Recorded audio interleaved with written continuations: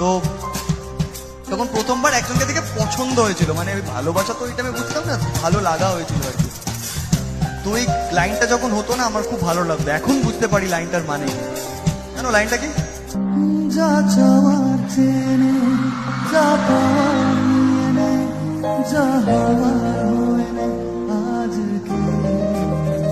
ও এ দিন বেসামাল তোর সত্যি না যে হাল, দেখে কষ্ট হলো কাল ঝরে থাকে।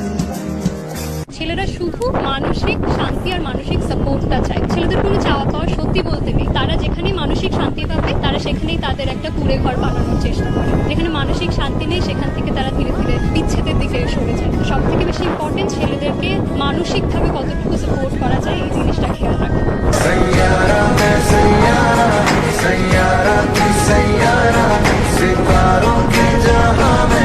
এই জীবনে যতদিন বাঁচবো ততদিন শুনতে হবে।